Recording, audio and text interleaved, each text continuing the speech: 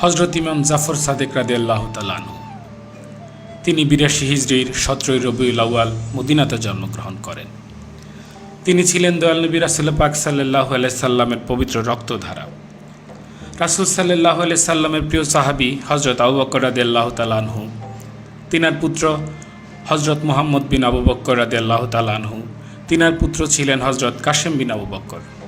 হজরত কাসেম বিন আবু বকর রাদিয়াল্লাহু তাআলা আনহুর কন্যা ছিলেন হজরত ফারওয়াহ ফাতেমা রহমতুল্লাহ আলাইহি সাহেব। অন্যদিকে হজরত আলী রাদিয়াল্লাহু তাআলা আনহু, তিনার পুত্র হজরত ইমাম হুসাইন রাদিয়াল্লাহু তাআলা আনহু, তিনার পুত্র হজরত জয়নাল আবিদিন রাদিয়াল্লাহু তাআলা আনহু এবং তিনার পুত্র হজরত ইমাম বাকের রাদিয়াল্লাহু তাআলা আনহু। হজরত ইমাম বাকের রাদিয়াল্লাহু তাআলা আনহু এবং হজরত ফারওয়াহ ফাতেমা রাদিয়াল্লাহু তাআলা আনহুর সহিত বিবাহ বন্ধনে আবদ্ধ হয়। তিনাদের পবিত্র কোলে জন্মগ্রহণ করেন মহামানব হজরত ইমাম জাফর সাদেক রাদিয়াল্লাহু তাআলা আনহু। পৃথিবীতে যতগুলো তরিকা আছে, এই সবগুলো তরিকাই দুটি ধারায় বহমান। একটি হজরত আবু বকর রাদিয়াল্লাহু তাআলা আনহু হতে, আরেকটি হজরত আলী রাদিয়াল্লাহু তাআলা আনহু হতে। আর এই দুই ধারা একসাথে মিলিত হয়েছে হজরত ইমাম জাফর সাদেক রাদিয়াল্লাহু তাআলা আনহু সাহেবের মাধ্যমে।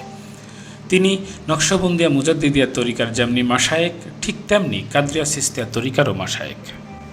হজরত ইমাম জাফর সাদেক রাদিয়াল্লাহু তাআলা আনহু সাহেব হজরত জয়নাল আবিদিন রাদিয়াল্লাহু তাআলা আনহু সাহেবের নিকট ১২ বছর সান্নিধ্যে ছিলেন এবং শিক্ষা লাভ করেন। তারপর তার বাবা হজরত ইমাম বাকের রাদিয়াল্লাহু তাআলা আনহু সাহেবের নিকট শিক্ষা ও প্রশিক্ষণ লাভ করেন। সেই সাথে তার নানা যান হজরত কাসেম বিন আবু বকর রাদিয়াল্লাহু তাআলা আনহুর নিকট থেকে খোদা প্রাপ্তির তত্ত্বজ্ঞান অর্জন করেন।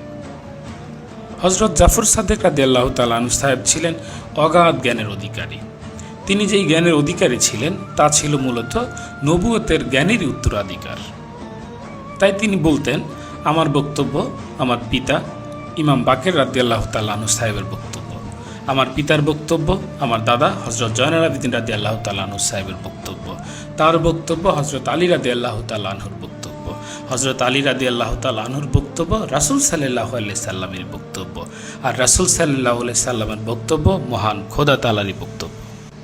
তিনি আরও বলতেন, আমাদের আহলে বাইতের কাছে আছে ভবিষ্যতের জ্ঞান, অতীতের জ্ঞান, অন্তরের অনুপ্রাণিত জ্ঞান, ফেরেশতাদের বাণী যা আমরা শুনতে পাই।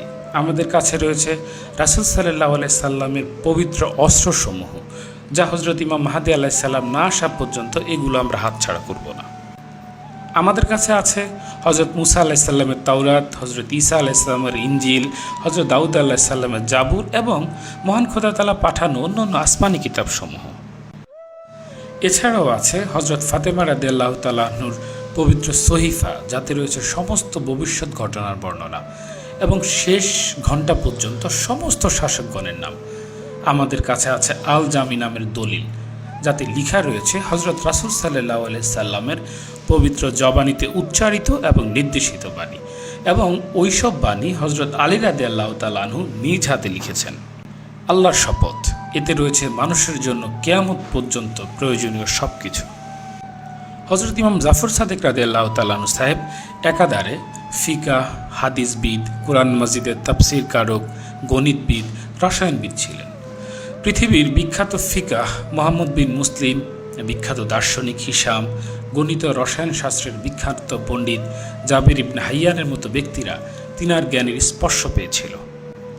হজরত বাইজিদ বুস্তামি রহমতুল্লাহ আলাইহি সাহেব, হজরত হাসান বসরি রহমতুল্লাহ আলাইহি সাহেব, ইমাম আবু হানিফা রহমতুল্লাহ আলাইহি সাহেবের মতো জ্ঞানীরাও তিনার ছাত্র ছিল।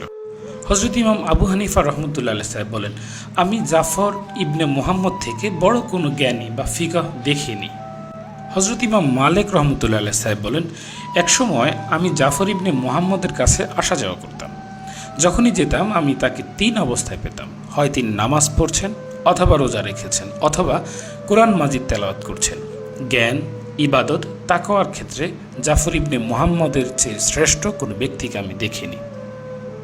হজরত ইমাম জাফর সাদেক রাদিয়াল্লাহু তাআলা আনহু সাহেবের ঘর ছিল একটি বিশ্ববিদ্যালয়ের মতো, যেখানে বড় বড় জ্ঞানীরা তার কাছে হাদিস, তাফসির, দর্শন ও কালাম শিখতেন। তার ক্লাসে সাধারণত ২,০০০ প্রসিদ্ধ আলেম অংশ নিতেন।